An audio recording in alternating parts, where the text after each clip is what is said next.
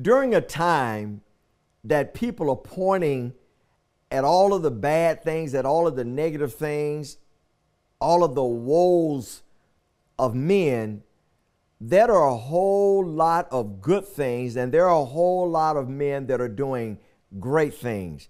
Men that are builders, men that are behind the scenes, fathers who are being accountable, sons who are being accountable, men, servant leaders of the church, they're being accountable to build and not destroy, to invest and not to take back. My guest today, Stephen Green, my goodness, he is an example of a young man that is reinvesting into the very community that the Lord saved him from, or brought him from, or groomed him, or pruned him from. In fact, he is the youth pastor of True Vine Church, which is located in Brandon, Mississippi, and he's doing a phenomenal job of reinvesting in young people. I say to you, whatever the Lord has done for you and through you, take those experiences and pay it forward for the good of the lives of other people. Stay tuned. You're going to be encouraged. You're going to be inspired, and you are going to be blessed by the testimony of my friend, Minister Stephen Green, on Defining Moments. We'll be right back.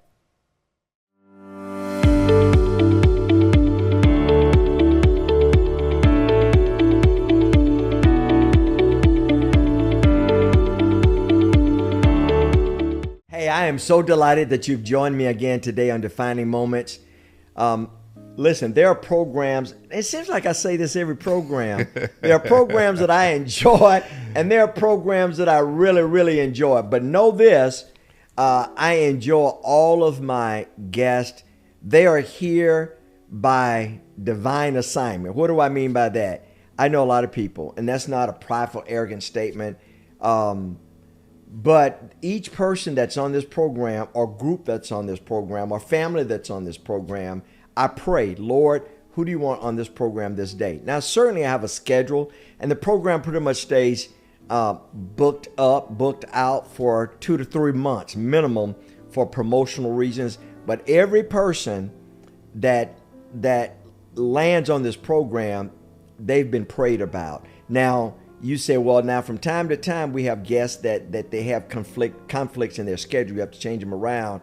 So are you saying that they were not intended to be there? No, I'm saying they were surely intended to be there, but ultimately God knew that they needed to move from that day to this day, but they ended up being on the program. So I just want to let you know that I don't waste your time, and I'm very serious. I'm very prayerful. It's more than just a ministry. It's more than just a broadcast apparatus. This is the ministry, the broadcast Christian ministry, faith-based community ministry that the Lord has given me.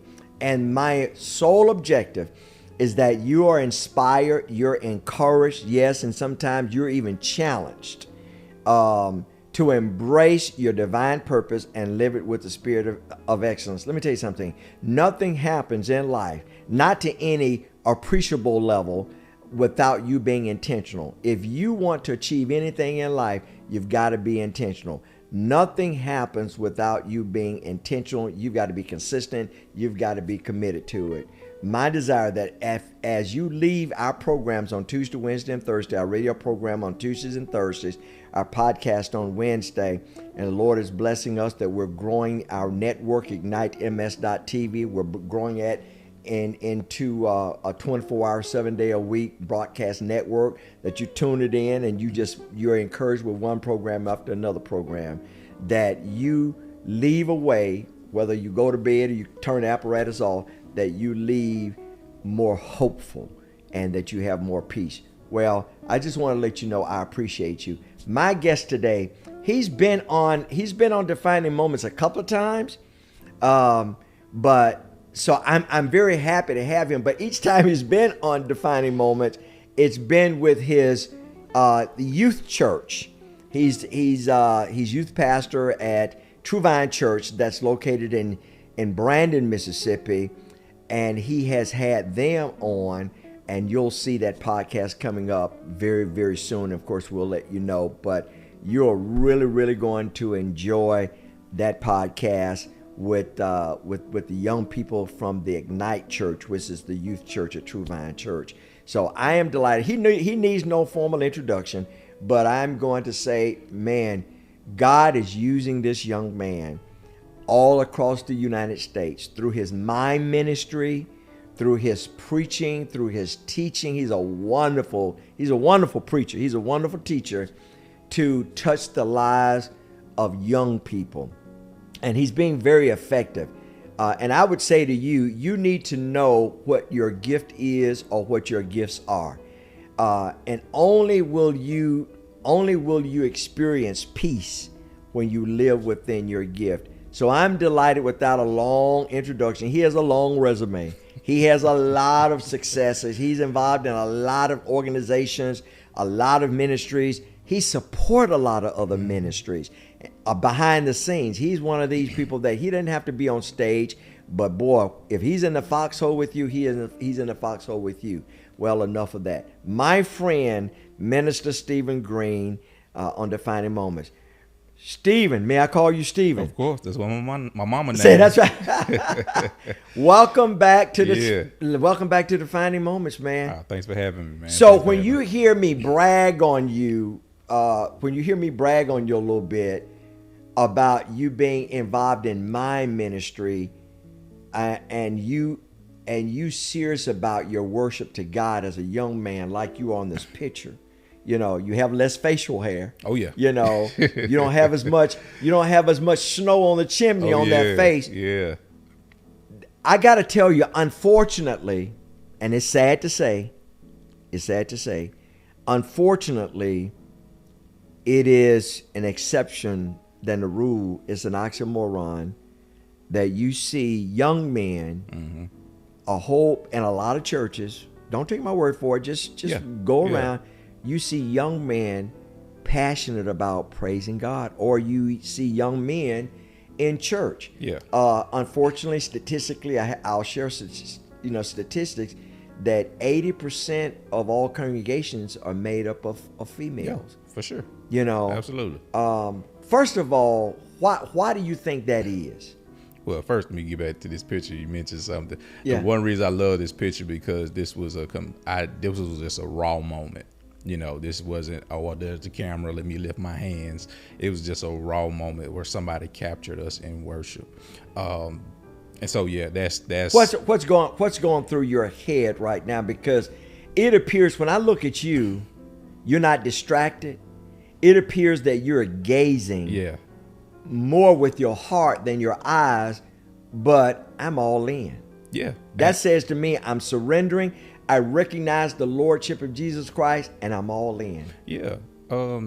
That's just one of those moments that was, like you said, it was nothing else going on around me. Although it was a crowd of people, a lot of, we were on the fairgrounds in North Carolina, if I'm not mistaken. It was just a moment between me and God, and not concerned about who was around, not concerned about who's looking. And just being in that community where a lot of people at that moment had the same mindset. It's so easy to worship and be free to worship when the people around you are worshiping and not concerned about who's next to you, and they're concerned about their personal relationship with Christ and their understanding that this is the moment, So man, I love when Pastor Stanley James, he announced that you're going to preach. Man, I sit with anticipation, because I know that you're going to teach the word from a grassroots level, but you're going to be real with it. You're not going to try to impress people with Hebrew and Greek and I mean, you preach it so that and you create such a picture and such a visual that it almost like people can just reach out and touch that. Let's talk about your upbringing. Okay. How did you get to this place? And boy, someone would say, boy, that's a hard pivot. No, because it seems as though you're preaching from experience. I used to be in the street, but now the street is not in me, but I'm still street savvy. Oh yeah. So let's talk about your journey. How did you get here? Man, how did I get here? I ask myself that sometimes. How did I get here? I often tell the story, or I often joke about that where I am, I believe my brother was supposed to be. Really? Yeah. Your older or younger brother? My older brother. He was, youth of the year. He went to National Baptist and won his oratorical contest, the first to ever do it in Rankin County. He was usher of the year, and I was always in trouble. I was never the guy you see now. It was never me. And so I laugh with God a lot, like, you sure you got the right person? Because, this was never my journey. And I think through that, God keeps telling me, like, yeah, that was a part of your journey. Oh, wow. Yeah, that was a part of it, and to be there. I never knew that I was in leadership training this whole time. I was in leadership training, going through the things I went through. Nobody even knew my name until I was about 17. Everybody always called me Green or Richard Boys or the Green Boys. And so people never called me Stephen. They rarely ever called me Stephen. So going through the MIME ministry, even there, I was just in the background. It was about 6 or 7 of us, and I never was that guy. And I think that training transitions into the leadership that I have now, to where it's never about me. It's never about me. But going through the ups and downs, being mischievous, getting in trouble, doing some things I shouldn't have done. The word stays true. You train up a child in the way they should go. And it was always that foundation. And so when it was my moment to transition into leadership, it was easy. It was easy. It really started through the MIME ministry. I never knew that I was good at it. So what is the theology, if you will? Because the MIME ministry is an interesting ministry. You see people. Well, I tell you what. Why don't you share the concept of MIME ministry? So my ministry is actually kind of controversial. It used to be very controversial here in the South because the white faces sometimes can be attributed to devil worship, but a lot of other people miss the point of that in some cultures, the white face means peace. The white face means war. And so that controversy in the South, sometimes we've had to defend our ministry. So the concept of MIME ministry is derived from 4th and 5th BC in Dionysus, Greece. The art form of MIME. It transitioned over into the church later on in like maybe the 50s, 60s. And K&K MIME made it popular in the black church to what we call gospel MIME. Not to kind of get to the intricacies of it, but there's so many different forms of MIME. There's so many different people that are credited with being pioneers in the MIME ministry. One of my good friends, Randy King, he actually teaches MIME in Russia. He told me, wow. Yeah. He told me he's been miming in the church since the 1970s. There was another guy, Todd Farley, another gentleman. He had a mime ministry in the church in the 70s and the 80s. I believe it's called the Rainbow something, forgive me. But he gave me a whole dissertation on mime in the church. So it's really intricate, really detailed. But what we know in the black church, we start with K&K MIME.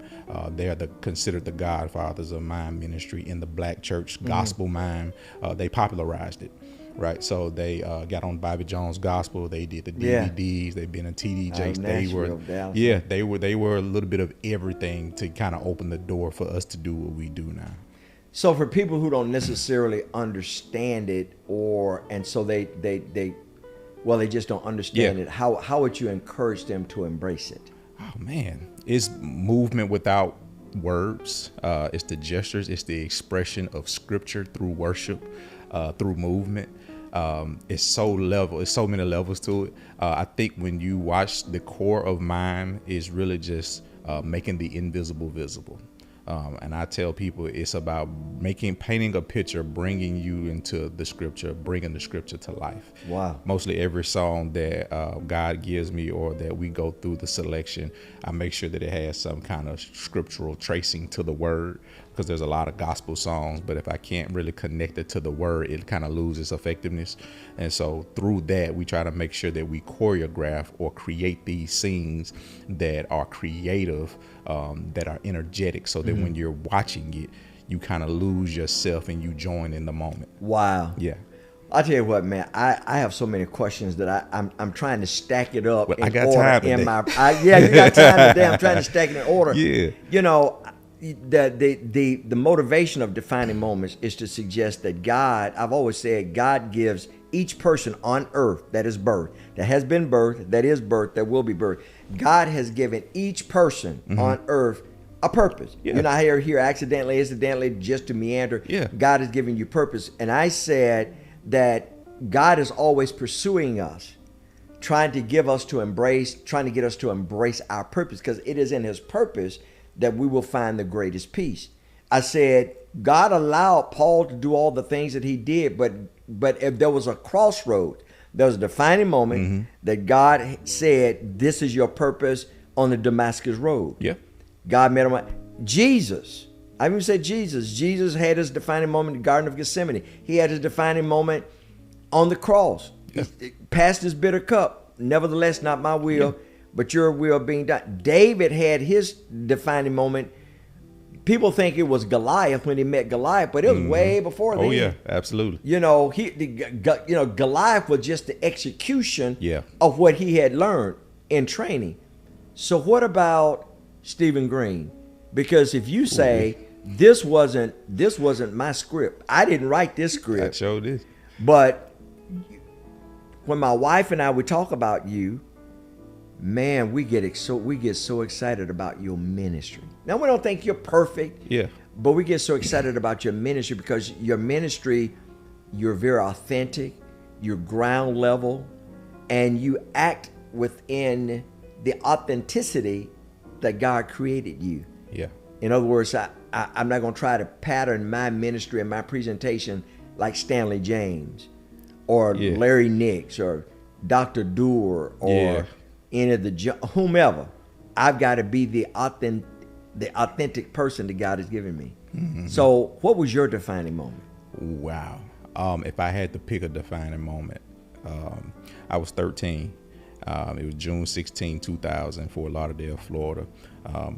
We were actually at a National Baptist Convention with Truvine. And on this day, just to kind of zoom past to get to the meat of it, I had a near-death experience. At the conference? Yeah, at the conference. Me and my friends, it was the last day. It was Friday, June 16th. And the reason I remember that, because it was one of my good friends, Mike McCoy, it was his birthday. And we were there, and as kids do, we're young teenagers, we're joking, we're playing, and I'm like, man, this is Florida. I'm not ready to go back home. What can we do to stay a little bit longer? I went outside to the balcony, and I heard all of these things. You hear as a child, you hear people talk about Jesus, you hear people talk about God. And I went out on the balcony and I said, Jesus, God, I want to know that you're real. Show me that you're real. Just in a moment of curiosity. And then I get back to my friends and we're joking, and I'm like, man, somebody need to get hurt. Like, that's the only way we can stay. Like, Mike, you need to die. Like, somebody, and just not thinking about my words. And I'm telling them, I'm like, man, somebody need to get hurt, blah, blah, blah. And so everybody's out swimming. This is the last day. We're getting ready to leave in a few hours. It's morning time or whatever. And I tell my friends, I said, there's plenty of pools in Mississippi. Let's go to the beach. So I say, yo, and they're following me. Man, yeah, you're right. Everybody's in the pool, but nobody's in the beach from our church. Like, you know, when the next time we're going to go to the beach? Bet, let's go. So being young at 13, we're talking to people. We asked one of our youth leaders, Mr. Jimmy Adams, we said, hey, can you watch us when we go to the beach? He says, nah, y'all don't need to do that. You know, if y'all can't go out there by yourself, find you somebody to go with you. So, all right, cool. We asked somebody else, my cousin, Brandy Adams. She says, well, I'll watch you. You know, she's 18. She's just like, whatever, just whatever. We stopped, and the guy said, you guys shouldn't go out to the water today because the tide is high and you'll get stuck in the tide. And I remember this because I heard it recently. They say, if you're going to go out to the beach when the tide is high, swim parallel to the beach because you'll get caught. Oh, wow. Yeah. And long story short, I went out there, me and my friends, it was like 3 or 4 of us. I got caught. Oh. I got caught in the tide. My friends are going back. They swimming back. I'm stuck. And I'm screaming for help. They're laughing because I'm always joking. And they think you're playing around. They think that I'm playing. But I get stuck in the tide. And in this moment, I'm sitting at the bottom of the ocean floor and I'm looking up and I'm like, this is the day that I can't believe that this is the end for me. Everything flashes. I'm in the 7th grade. I see my obituary from my school pictures and I'm thinking about all the things I didn't get a chance to do. And I'm literally like, I can't believe that this is how it ends. This is how it ends. And I'm looking there and I'm sitting and I can't, like, you know, the water's muddy and I'm just sitting there because I jumped, I stuck. I used all the strength I had and I was just depleted, just completely exhausted. The water's so heavy and I'm just drowning. And I jumped out of my clothes. I'm just stuck. And I heard God say, it's clear as day, not today. Not today. Not today. And he told me to get up one time. He said, just jump, get up one more time. And I didn't have nothing in me. And this was happening like in split seconds. Yes. But it seemed like the way you're telling the story, man, it seemed like 15, 20 minutes. Yeah, I mean, this happened. One of my cousins, I never forget, Aaron, he came and tried to save me, but I'm in a panic. So I almost drowned him trying to save myself. But then I had this moment and he's gone and I'm sitting there and he said, just get up one time. And I jumped up one time, lifted my hands and symbolically surrendering, lifted my hands and these 2 guys caught me.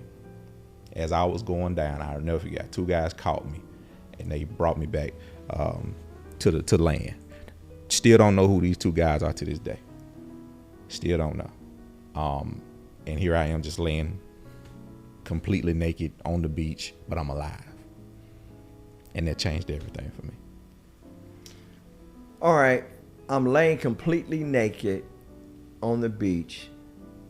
I raise my hand. The Lord says, try one more time. What do you think that's a symbol of? You're naked on the beach. 2 guys grabbed you.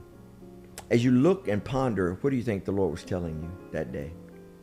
Man, one, I think that I got my answer. But remember, I asked God to show me that you're real. So that was the first thing. I got my answer. I've always learned from that power of life and death is in your tongue. So when people say stuff like, oh, I died laughing. Wait.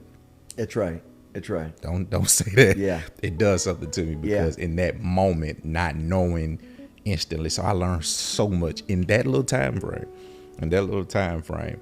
I had a complete interaction with God and nobody can ever tell me anything different. 2, learn about the power of life and death is in your tongue and being mindful of how we speak and what we say directly. Yeah. And 3, God told me to trust him above all else. When you have those moments teetering between life and death, because the fight wasn't over. I'm in the back of the ambulance. I'm drifting off. I had swallowed so much salt water. They had to pump it out. And I got my wish. I stayed in Florida it was Friday. I didn't leave Florida till Tuesday. So you stayed. So be careful what you say. Be careful what you ask for. You know, because when I'm texting our children, or I'm talking to them in person, I used to say like everybody else, because just you say things, and because you heard it. But I'm like you, be careful what you say, because there's power in the tongue. Mm-hmm. Now when I sign off with our children, I say, hey, listen, I love you to life, not love you to death. Yeah. I know the essence of what people are really trying to say. Yeah. But I want my words to generate life. Yeah. And not death and not, the end and finality. So you found out that through that experience that the Lord is real. Yeah. But how do you accept your entrance into the ministry? It's kind of tricky because after that, I'm still a child. I'm still a teenager. I'm trying to live normal, right? Without this experience, without the foundation of everything. And that's where the kind of teeter-tottering goes. I have this life experience. I just met God for real. I was on the precipice of life and death. All of this stuff is trapped inside of me at 13. And I didn't know what was going on. So I get back to church in True Vine and My mom tells me about all these people, all these churches, the entire community that's praying for me. I walk back into this church, and now instantly everybody has questions because they hearing rumors that I didn't make it. They're hearing this and they're praying, and then when I'm getting there, I'm being celebrated, and I can't even explain to y'all what happened. And so my mom was bringing me to the front of the church, thanking everybody for their prayers, and I have nothing to say. And my mom tells me, there's going to come a time where you have to talk about this. 13. I don't want to talk about this. Like, I'm still having nightmares. So you're still trying to understand it. I'm trying to process it. And she was right. As time went on, as I grew, there was something there that I had to express. I had to get it out. I had to tell people. And I often tell people that this is my contract with God. He spared my life. Now I have to give him mine.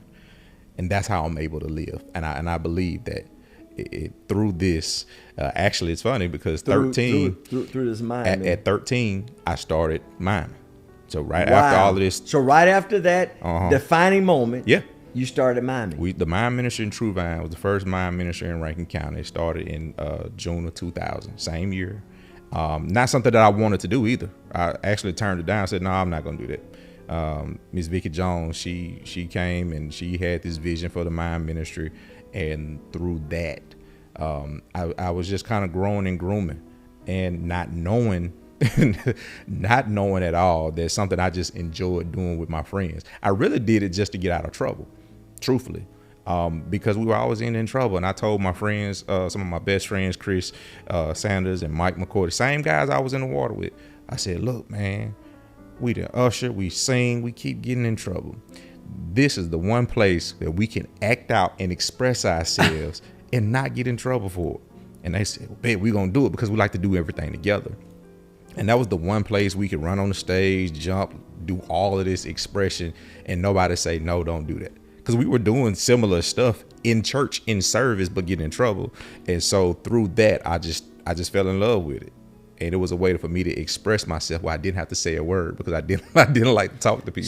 So the question then, what do you tell those other young men and young ladies that are watching, older ladies and older men? What do you tell those that have had a near life and death experience, a near death experience? They know something is inside of them. They know there's something more is inside of them, but they keep suppressing it. I have a several part question. That's just a part. I have like a BCD. What do you say to that person? In fact, I want you to look at them. And what do you tell that person that I've had an encounter, I want to share my story, but am I good enough? Who's gonna listen? Or am I ready? What would you say? I do you one better, because you don't have to have a near-death experience to have an encounter. You don't have to have that.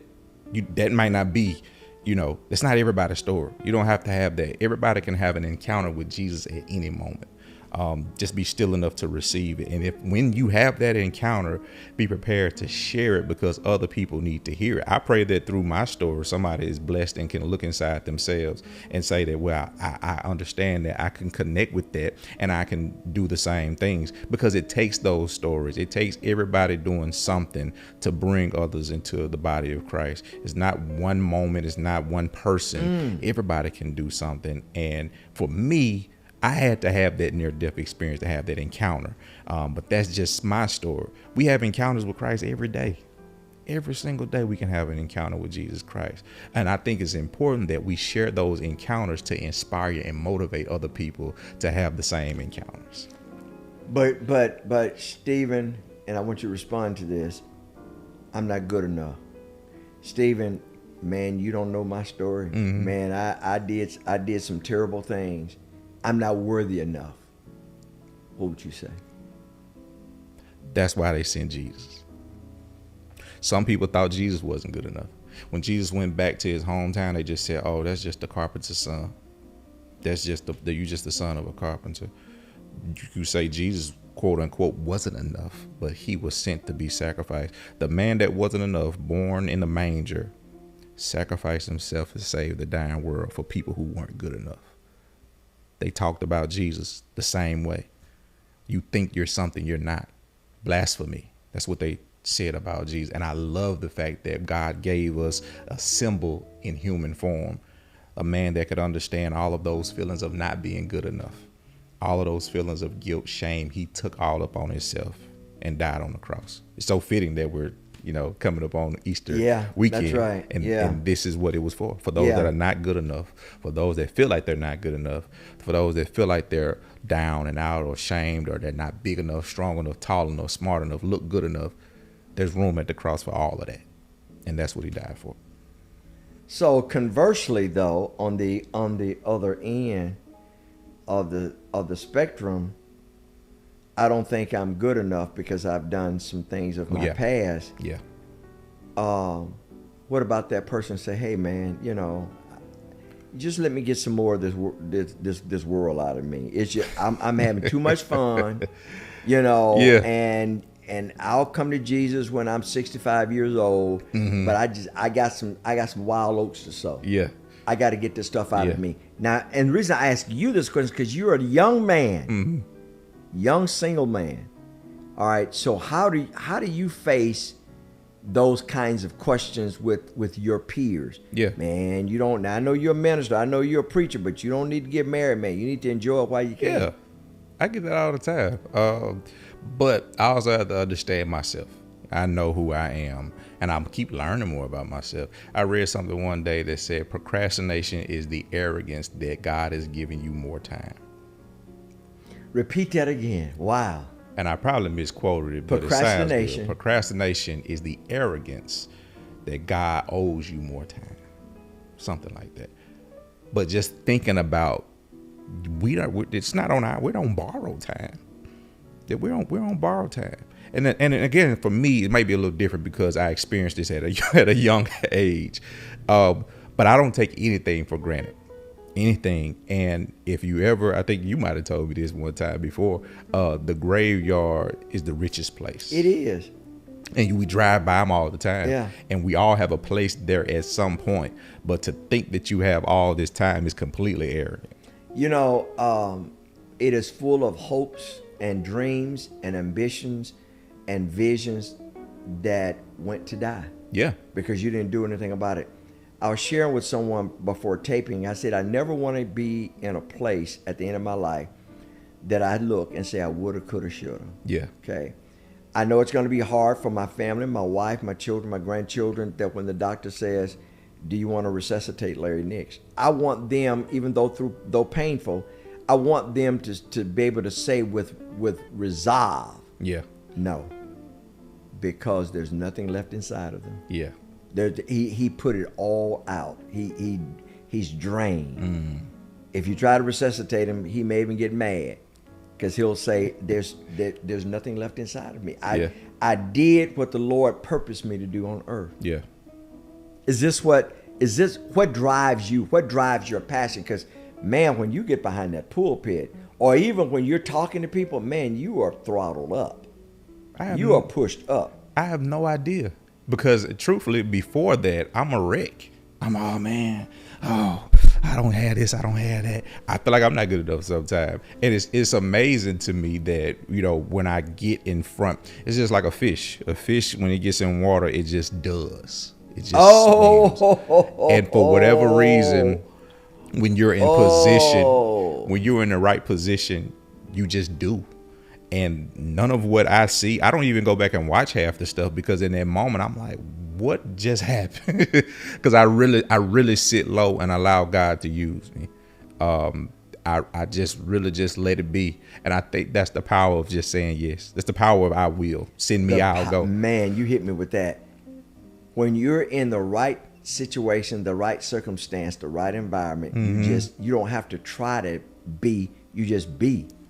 Because you're in your natural habitat. Yeah. And I think that's where, me personally, that's kind of where I got it. Like, this is what I'm supposed to be doing. Because I didn't have the training at the time. I didn't have any of the background. I don't come from a preaching family. It just happened. That's how I knew, like, I'm in position. Because when I started doing this, one of the first times I preached, it just flowed. It just came. Everything that was there just came out. Same thing with the MIME ministry. It just comes out in those moments. And that's how I felt like that I'm aligned with this. This is where I'm supposed to be. So when you look inside the building called church, because we're the church, as a young man, how do you feel with the statistics that I just shared with you? That 80% of congregants are females, men or alpha males, macho, and they want you to know it. I don't need that church. That preacher gonna take all my money. I don't need him. I don't need nobody. I can do it myself. How do you minister to that thought process? It's funny because I actually thought about this Sunday. I think it was this past Sunday when you got up and you asked about the men's conference. Dr. Chain. Dr. Chain. Yeah, he got up and he said, all the men stand up. And we stood up and I'm looking around like, we are outnumbered severely. Yeah, I mean, it's like 3-1. I mean, wow, like 5-1. It was bad. I think men, pride comes before destruction. But a lot of us have that pride, and we've heard the stories and we've seen some of the hurt from the church. And as leaders, sometimes we get misaligned by so much information. Like you just said, we got people that's always talking about what the church is not doing. There are more people and more stuff out there that's talking about what the church is not doing than what the church is doing. So drama is more attractive than the truth. So when we're talking about how the church is feeding on every Tuesday and Thursday at the pantry, that doesn't get highlighted. But as soon as somebody takes money, now everybody say, I told you.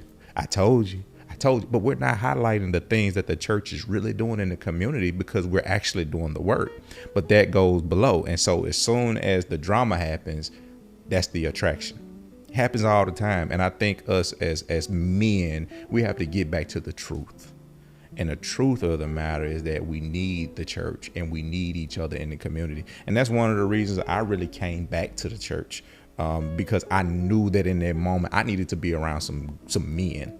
Because I want to be a better father. I want to have that family. I want to be married. And what better way to do it than surround myself with men like yourself that are doing it? I'm involved in Bible study, every Bible class, Better Man Bible study, every Tuesday morning, 6 to 7 at Cross Case Baptist Church, Better Man.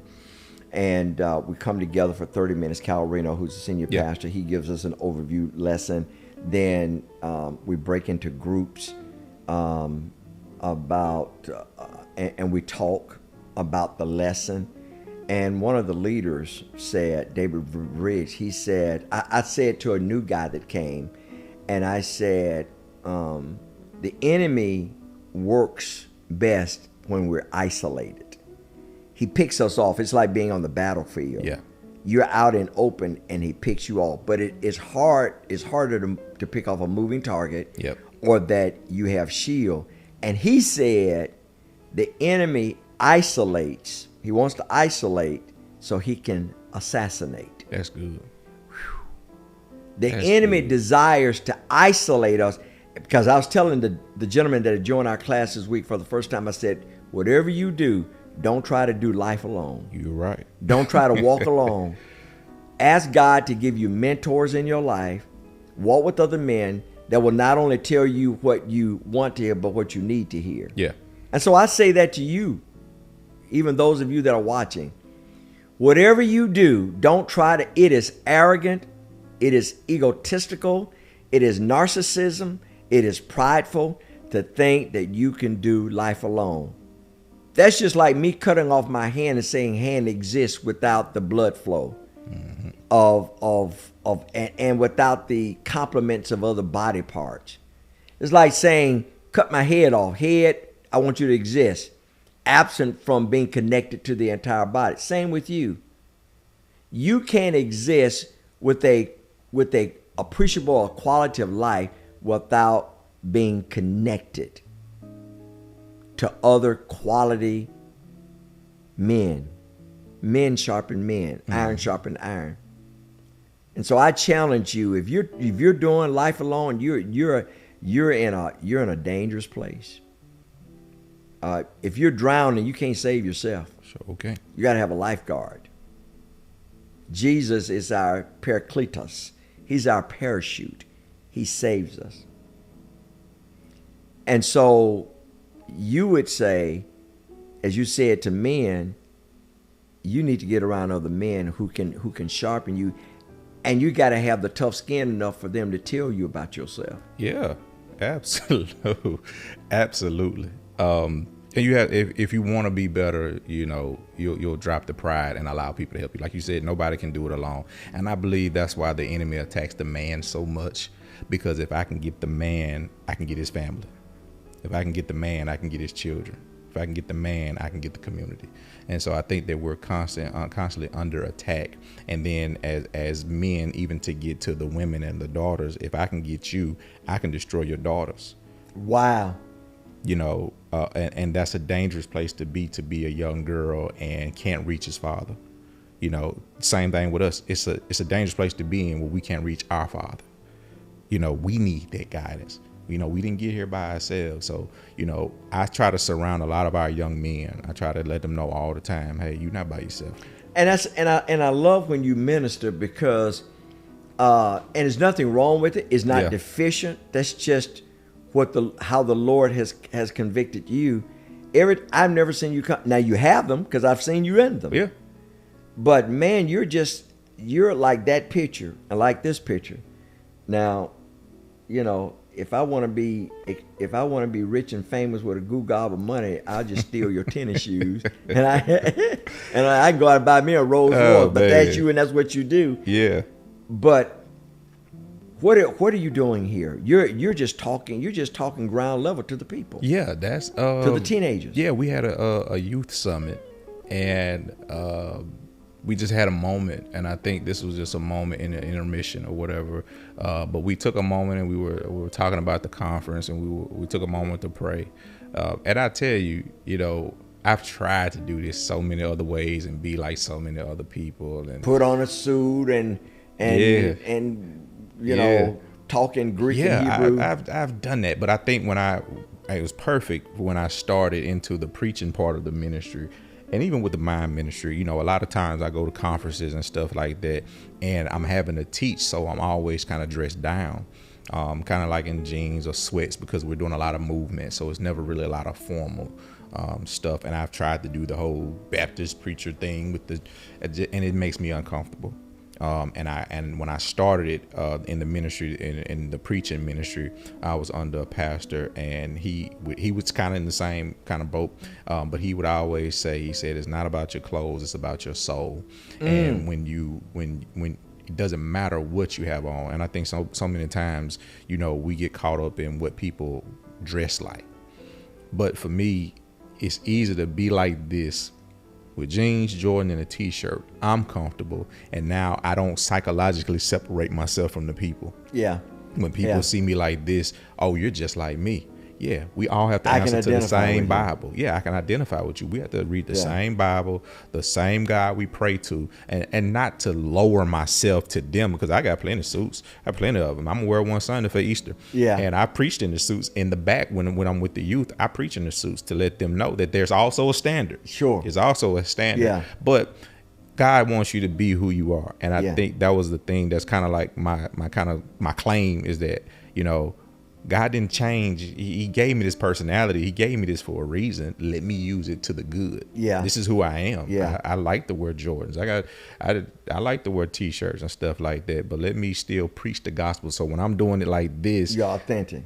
I'm authentic. I have a pastor friend that said to me not long ago, he said that he went out and he accomplished a task, and he went out and purchased a ring to reflect that accomplishment. And he was in a particular suit. I think the suit was tailor-made. He wasn't trying to be flashy. He just enjoyed nice suits. And this ring, he had accomplishment. It symbolizes his accomplishment. He said that Sunday he got up to preach.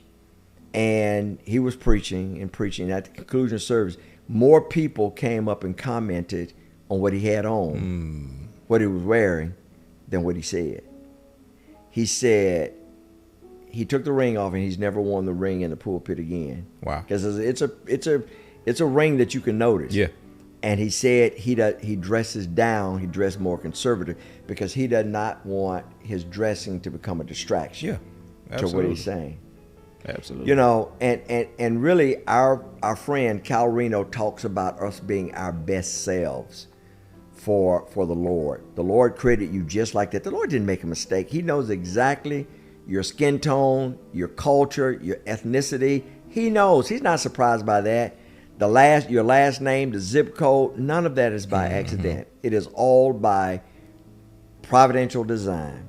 And he wants you to take where you are and who you are and make a difference. I want you to listen to his message today. Stay tuned. We'll be right back with my friend Stephen Green on Defining Moments. Hey, my name is Kyle Reno, Senior Pastor at Cross Gates Baptist Church. Here's a defining moment from this last Sunday. So verse 17 again, it says, "For Christ did not send me to baptize, but to preach the gospel." Here's Paul saying, I got one message and one power. I got one thing to share. And simply put, the gospel of Jesus Christ is this. It's the life, the death, the resurrection of Christ on our behalf, right? And so what Paul shows up and says to the church in Corinth, hey, don't forget, when I came to you, I didn't come with Paul's words, I came with God's work. When I came to you, I didn't try to connect the dots apologetically anymore. Nothing wrong with that. What I came to do is make sure you knew the only truth that could actually transform your life. Paul said, I came with convictional clarity. I'm gonna preach the only one, listen, that can make a person alive. I'm gonna preach the only truth that can transform a human heart. And what Paul knew then, which is true now, is there's a kind of wisdom that is being sought that could never bring about the change that's really needed. Come on now. Like in that day, they were looking for the philosopher. They're looking for the person that could come and hold your attention, right? They're looking for the person that could turn a phrase. Come on now, you know what I'm talking about. The one that could woo with words enough that you might think, you know what, that sounds good. Paul said, man, I know that there's out there right now, they're trying to tell you how life works, maybe give you a little bit of encouragement somewhere, but listen to me, it's shadow, no substance. Hey, thank you for taking some time to listen to that defining moment from this last week. If you'd like to listen to the sermon in its entirety, you can go to crossgates.org, and we would love to have you visit with us any week on any of our Sunday experiences or our midweek opportunities. I'd encourage you this week to take some time and really think about what moments right now are defining your destination. God has more in store for you. Hope to see you soon. What does the name Story mean to you? Our team put a lot of thought in what story means to them. Story to me, I think of the word legacy. I think of family, I think of people, I think of relationships. I think some of my most fond memories are sitting around listening to stories, and stories from all different backgrounds, all different cultures, all different types of family relationships, professional relationships, and how those relationships kind of transcend time. Every day we tell our story, the story of our associates, of our clients, of the communities that we serve. That's the essence of the soul of the bank, and it's why being storytellers is so compelling to us, because we've been telling our story for the last 4 years, and now we can go out and really show the market who we are. Being able to tell the story and incorporating that in our name, to me, is a sense of pride. It's just a continuation of the people we serve every day, and their individual stories that have made this place so special. We are trying to change from being seen as just a commercial bank to a bank that is for anyone and everyone, because we are. And that is why we want to change to Story Financial Partners, because we want to know what your story is, what brings you to us, and how we can be a part of your story. We're growing, we're evolving, and I see us being very successful. The future of the bank is so bright, you need sunglasses. I mean, it's incredible. Our future is like it is now, continues to be bright and growing, and will always go upward. I am very excited. I see it as reading a suspenseful novel based on a true story, of course, because we've had a wonderful beginning, and where we're headed here is a to be continued experience. I'm excited because we should never put a period there. We should always put a comma, because there are greater things to happen with our story. To be continued.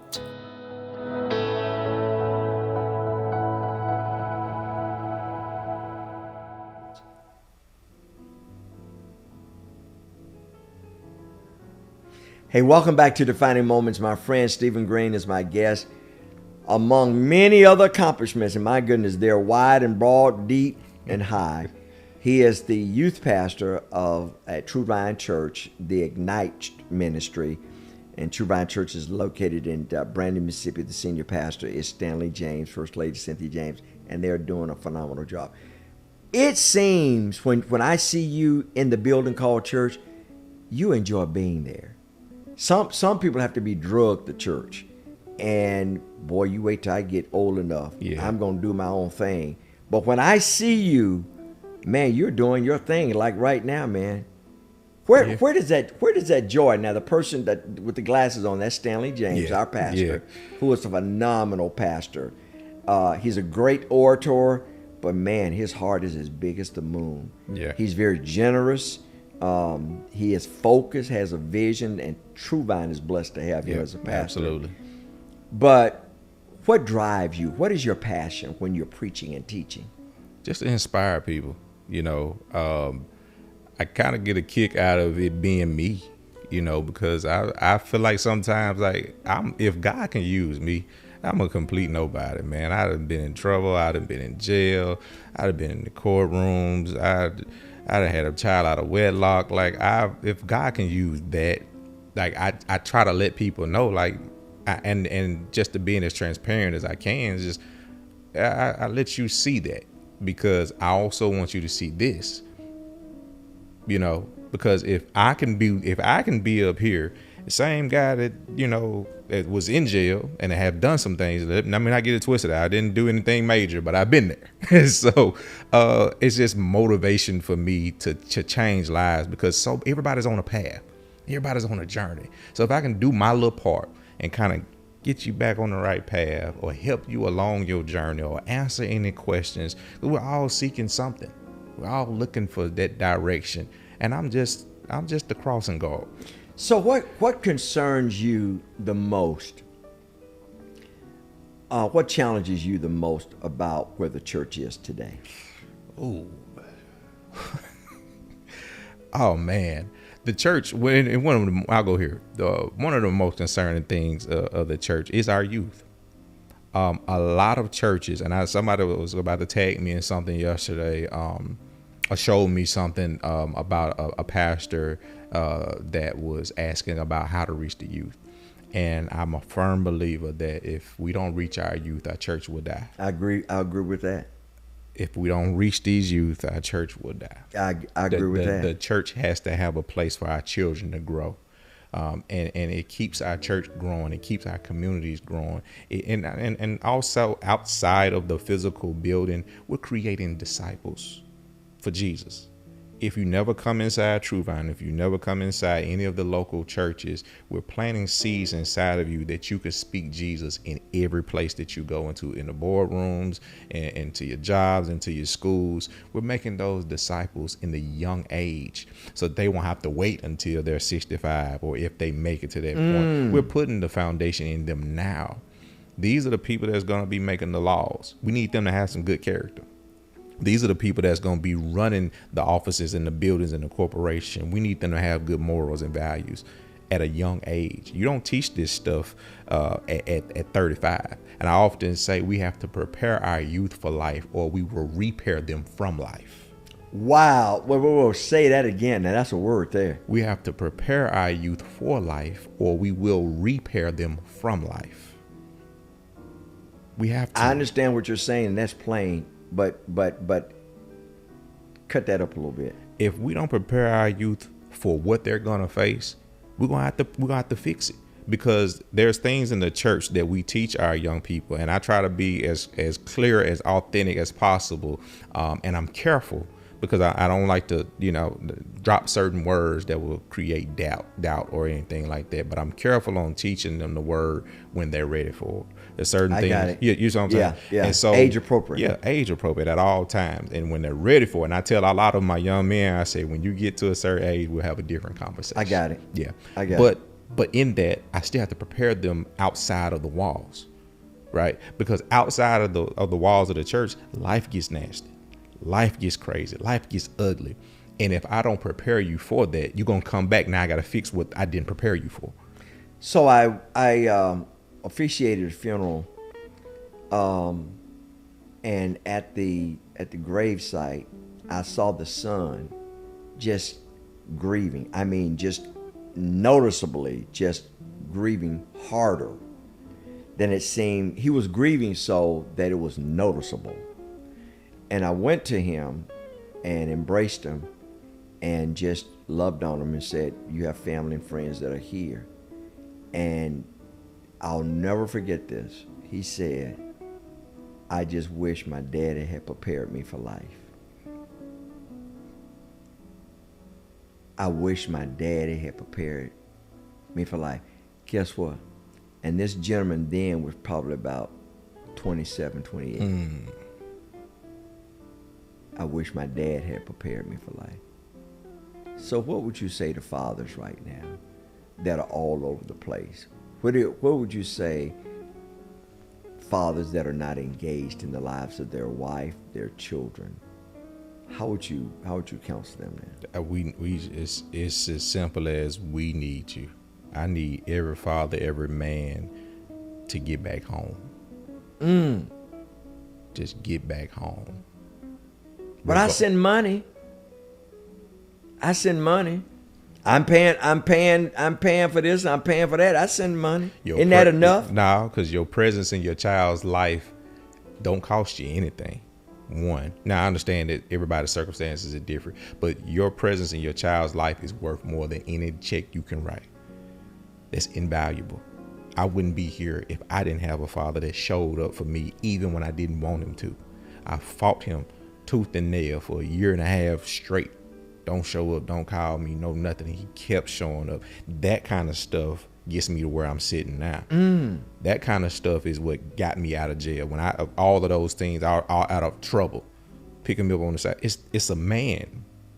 You know, that presence of a man leading his children, leading his family. And again, it goes back to what we were talking about earlier. That's why we're such under attack. But I encourage every man, your family needs you. Those kids, look at him and tell him your family needs you. Those children, those babies need you. Whether it's a young lady, whether it's a young man, we need you to get back home.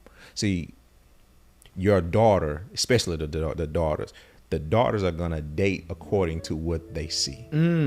That daughter powerful. Of yours is only going to go and find a man that is like her father. That young man is only going to lead the life that he's being presented to.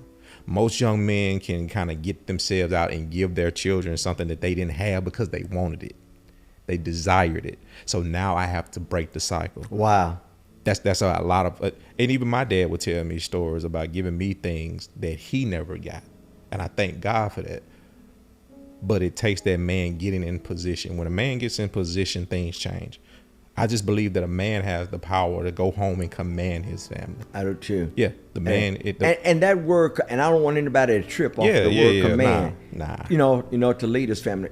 So then, quite the opposite. What do you think? And you know, intimately and acutely that. What do you think? What are the cries of the young people? What are their cries to the young people? Number one regarding the church, and then to their parents. I think young people, they're not much different than when we were young, but they just live in a different world. So I think young people, they don't want to be told exactly what to do. They just want to be guided through what to do. That's interesting. They want to be guided. They don't want to be told what to do. They want to be guided. Yeah, they want to be guided. They understand that there's structure. There's some ones and twos. There are some things, but these children are different. A lot of times when we put our standards on children or our obligations on children, they take that as pressure. Oh, I got so much pressure at home. I have to go to school. I have to be a good student. I have to make good grades. I have to be home at a certain time. These children are emotional and they're inquisitive. So they have so many questions. So they see that as pressure. And they just want to be guided through. I understand what you need me to do. Help me do what you're asking me to do. They need the tools to guide them through. In other words, show me rather than just tell me and walk away. Yeah. Show me how to do these things. It goes back to fatherhood. A lot of things my dad wouldn't show. I mean, he wouldn't tell me. He would show me. So, a prime example, we were at home cutting grass the other day, and I knew this already, but he takes out his weed eater and he says, let me show you something. And while he's doing it, he's teaching me. Life is teachable moments, and these children, they want to be a part of the moment. So while we're teaching them and we're telling them what to do, they want to know why, how. And if you get a kid's attention, you can teach them anything. Just show them how. Because they're gonna ask why, and no longer are we at the place to where with youth, our parents used to say, "Do what I say, not as I do." These kids want to know, well, why, how? They're inquisitive. They're asking questions, and you can't just say because I said so. I'm going to tell you something. So when I take a look at this picture, of course, these are young people. They're part of the Ignite Church of True Vine, and you're senior, where you're pastor of the youth church. And it's Ignite. Legitimately, when I see them throughout the church, when I see you, it appears to me, when I see these young people at church, it appears to me they really want to be there. I'm not there because mama made me, and sometimes daddy made me, but they're excited. You have a very large youth ministry, and unfortunately, it's an exception rather than a rule. Yeah. Why do you think these people, these young people, continue to come to the church that Pastor James has given you the pleasure and the honor of leading? If you look at this picture, all of them are smiling. They are. Young ladies and young men. And the young men. And I take pride in the young men that actually just want to be there. I think youth want to just be together. And it's kind of like igniting. So if I get one, she'll bring two, she'll bring three, she'll bring the other one. Once you get a handful of them, it just spreads. The fire just spreads. But you have to give them a place to where they feel like they're belonged and not judged. To belong and not judged. Yeah. Because oftentimes we've turned church into religion and rituals. Yeah. Do this, do that. Don't touch this. Don't touch that. Yeah. That's too sacred. That's too.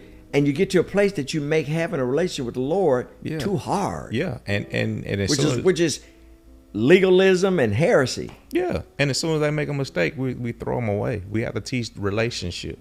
We teach relationship. We do have to teach holiness. We do have to teach the standard. We do have to teach consecration and setting yourself aside and saving yourself for marriage and not doing. We do have to teach those things, but we also have to teach them with compassion. We have to teach them with love. We have to teach them with that hand and say, I'll help you get there. Let me show you what I see. And we have to show them that I see something in you and I'm going to help you get there. All of these children here, I ask them all the time, what your grades look like? Have you taken the ACT? What's your future plans? As young as I can get them, I try to prepare them for that. And I try to show them that there's a life out there that you probably have never seen. Wow. And we put that vision in front of them to show them who they will be. The work doesn't start when you get 30 and 20. The work starts now. And I tell them all the time. So what do you tell that young person that's watching right now? What do you tell that young adult that's watching right now? Yeah, that older person, but particularly that young adult, that teenager, and God has. It might be your first time watching this program, or you may have watched this program many times, but you don't go to church, or you're lackadaisical about going to church. I'm just doing it because I don't want to hear my mama's mouth, my dad's mouth, my husband's mouth, my wife's mouth. I don't want to hear my grandmama's mouth. All right, I'm going to go Easter, but now I done my duty, so leave me alone. Mother's Day, Easter, Christmas, leave me alone. What do you say to those lukewarm people? I don't know if I want to call them Christians, but ritualistic people. Well, it's simple, really, because if you're lukewarm, you already started it. You're not cold. So you know that there's something that God has for you. You know it. Because if you didn't, you would just be completely cold. So you're stuck in the middle, trying to figure out and find your place. Why should I go? Where do I fit? Where do I belong?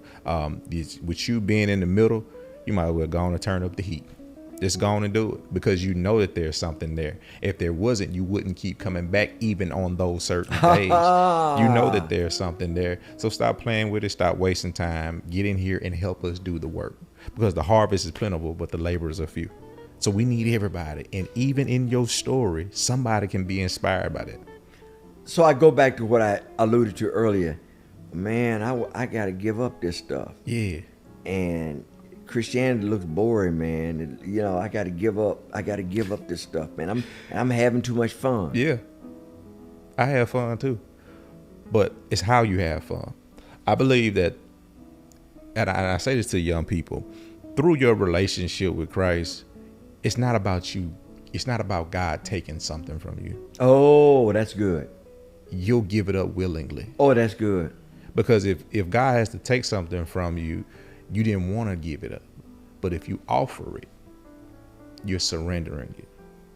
If I give you something, I wanted to give it to you. And just by the relationship, it will change. It will. Once you come into Christ, you'll be made a new creature. Once you start reading, once you start praying, once you start doing the work, not saying that you won't slip up, because it happens. But when you slip up, it becomes so uncomfortable that you'll continue to evolve. The relationship makes people evolve and change. And the relationship is not a one-time moment. It's a life-changing experience. And through the journey of Christ, because we're always going to be reaching and chasing, we're always going to be growing and evolving. So those things that you don't want to let go of, when you get in a relationship with Christ, you'll give it up. Well, Mr. Green, I don't want to be judged. You know, I mean, I don't have the kind of clothes church folk don't have. You know, I don't use all of those Bible words. You know, I don't know if I can fit in. Yeah. My mama used to tell me, and I love it, and I just used to hear her say all the time, Stephen, you don't have a heaven or hell to put nobody in. I don't have a place to put nobody in, and I don't have the room to judge anybody. We all got some skeletons, but there's room for everybody through Jesus. Someone said the other day, they said, Larry, you know, it's so cool watching you in your ministry, because you understand that what your ministry is, you are a connector. Mm-hmm. And I said, I've understood that. I understand. When you understand your spiritual gift, and you operate in it, it flows so naturally. Mm-hmm. You say you're in your due. Yeah. Just do. Because following Christ is not about what you can receive from him. Yeah. Because he's already given you the gift, John 3:16. But following Christ is about, okay, I now recognize that God wants to use me to give. Yeah. And so that's what you're doing. Yeah. You're giving, you're pouring out of yourself, not building bigger barns and not buying more sports cars or living in more houses. And I've always said, by the way, for the record, God don't mind you having stuff. Yeah. He don't want stuff having you. That's good. So what are you doing here? Serving. Yeah, serving. The word tells us Jesus came to serve, not to be served. And if Jesus Christ can take upon himself to serve and to wash the disciples' feet with his own hair, how much more can we do? So here we're just serving the community. Wasn't nothing that there was a need, and we met the need.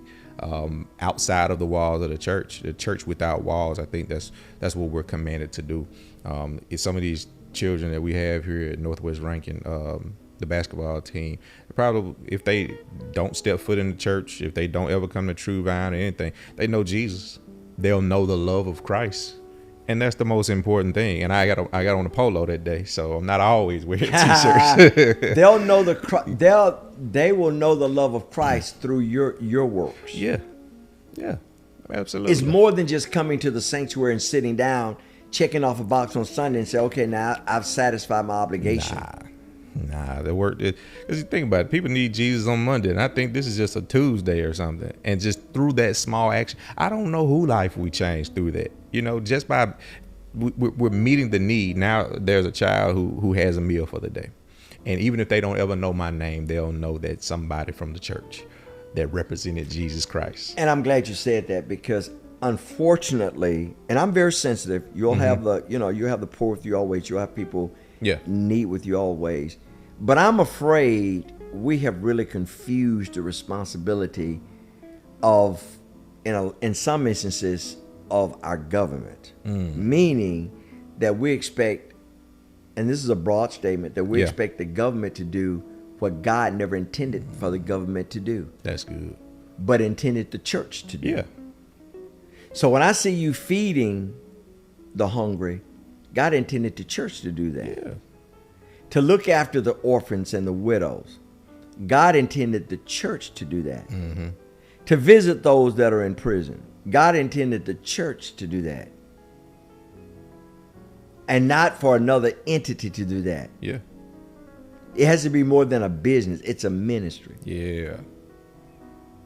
So you saying that your life is about service. Your ministry is about service. You get to serve and to share the good news of Jesus Christ and share your story. Yeah. And you don't have to be embarrassed about it. Yeah. That's what I've shared with other people. I've said, you know what, God has given you those experiences, and the enemy wants to shame you out of sharing your testimony. Yeah. Absolutely. Man, if you say this, and then people going to look at you and, man, I never would have thought Stephen Green. I'm like, well, if you tell it, the enemy can't shame you. Yeah. I think it's funny sometimes for me, just because God gives me this humor and this joy and peace that I can tell on myself. I don't have a problem answering. There's none righteous, no, not one. There you go. No, not one. And because I know that, and I know that I don't have a heaven to put nobody in. Nobody can put me in one. You can't tell me something about myself that I don't already know. And none of it makes me feel uncomfortable because I'm just that comfortable with myself. I've gotten to that place to where I'm that comfortable with myself. And I employ other people to be comfortable with themselves, not to air out every dirty laundry or every single thing or every mistake that you've ever made, but the stuff that you know that's going to help people or that's going to motivate people. You have to be bold in that. And that's what we're called as Christians, to be bold before the throne. And I have to be bold in that to bring you to the throne. So, all right, I know there's no magic wand, but I hear pastors saying, man, how did you do that? How are you doing that? Because you have a very healthy youth church. Yeah. From 60 all the way up to 200. Yeah. That's actively involved. When you go to the old sanctuary and you're preaching that Sunday, man, you walk in and you see that sanctuary is full of young people. Yeah. That's impressive. So for the pastor that would ask you, or the head deacon that would ask you, man, how do you do it? What's the secret? Because I need to grow my young people at the church. Yeah, I get that question a lot, but it's not a one person thing.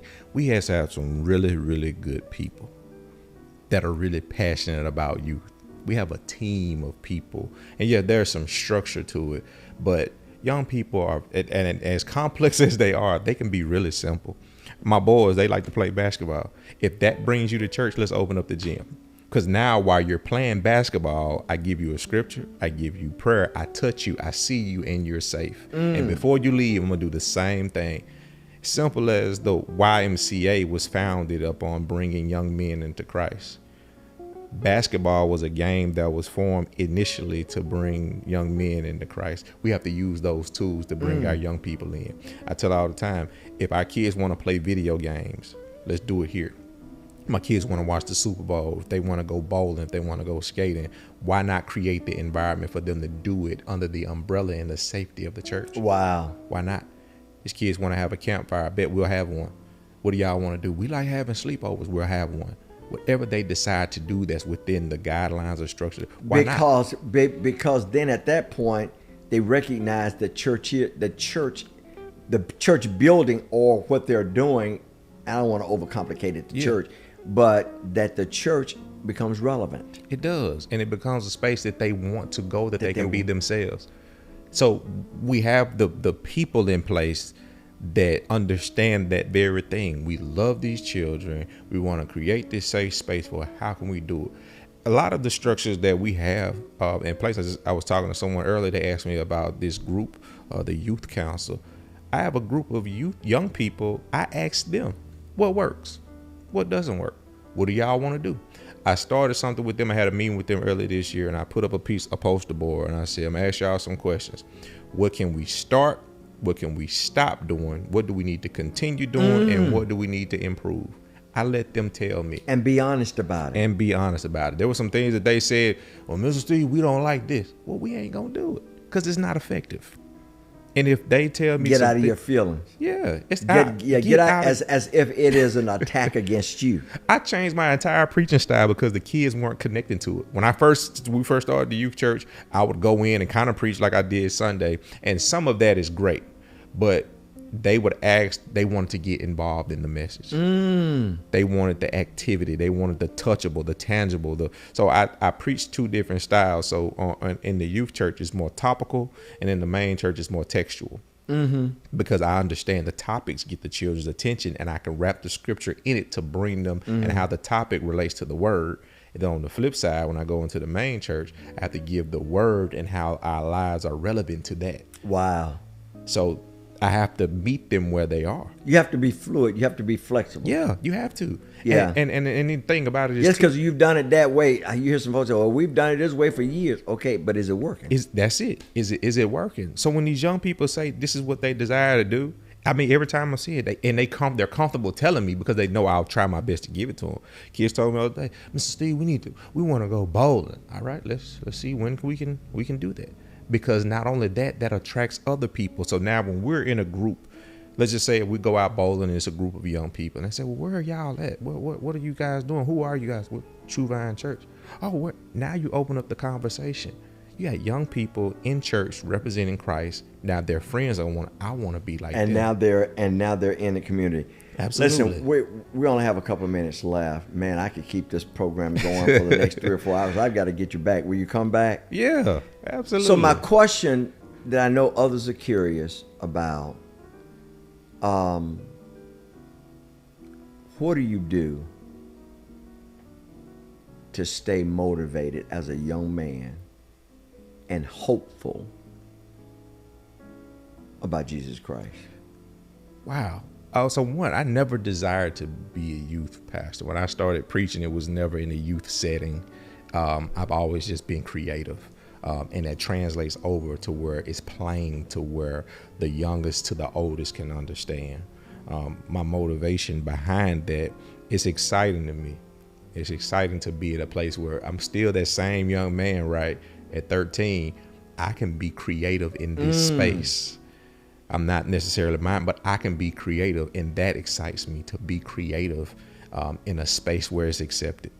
You know, it's just like an artist. If you watch the drawing or if you watch the painting or if you enjoy the art, they'll keep doing it because it's appreciated and it's received. To see the lives that are changed, to see those young people that are smiling. It's a lot of times where I'm drained and depleted. And you know how that goes when you're human. Like, man, I got to go up to a church again, man. I'm tired. You know, man. You were sharing with me before air today. You're sharing with me your schedule. Yeah. Going to the church is such a busy I got to go up schedule. there. Yeah. But when I open that door, I'm greeted with somebody who has the complete opposite. They're excited. So that motivates me. When those children are excited, whatever y'all need, that kind of replenishes you and recharges you. When the people are excited, not even the young people. When I get the older people, when they see me and they're excited, when the men come to me and they're motivated through another young man's passion and word, I'm excited and motivated to continue because they encourage me to continue. Yeah. Well, you know what? Stephen Green, who is the youth pastor at True Vine Church, the Ignite ministry, man, you're such a blessing. Thank you. And God has really gifted you. You're approachable. You're relatable. Yeah. You got a cool swagger as well. I try to. So, yeah. And man, there's so many people that are blessed as a result of the ministry that the Lord has given you. You don't try to be somebody else and mimic somebody else's style. you understand the authentic gift that the Lord has given you, and you work in it. And when you understand who you are and whose you are, the best place that you will ever find your greatest peace is in the will of God. Not to mimic anybody, not to copy somebody. You know, the makeup industry, the glamour industry is a multi-billion-dollar industry because commercials are constantly trying to influence you. If you get this, if you put this on, if you wear this, if you wear these fingernails, eyeshadow, this look, that look, you know, then you'll be accepted. You need to lose this weight. You need to go wear these clothes. And you're constantly chasing. Let me tell you something. God did not make a mistake by creating you in the body that you're in. Now, the key is you have to take care of that body. What goes in comes out. Garbage in, garbage out. Health in, health out. You have to take care of that temple because that's the only one that you have. And so you are the representative of Christ. And I thank you because you're a wonderful representative for those young people to look at as a model that church is cool. It's really okay, and I enjoy church. Because when they go off to college, you would have sown into them truth. Absolutely. Because when you go to a college campus, you face all kinds of stuff from all over the world, but yet you're helping set their foundation. So, man, thank you for joining me today, and I appreciate you coming back. Thank you for joining us today, and remember this. Our only goal, our only desire is that you walk away with hope. Hope for life. I'll see you next time on Defining Moments.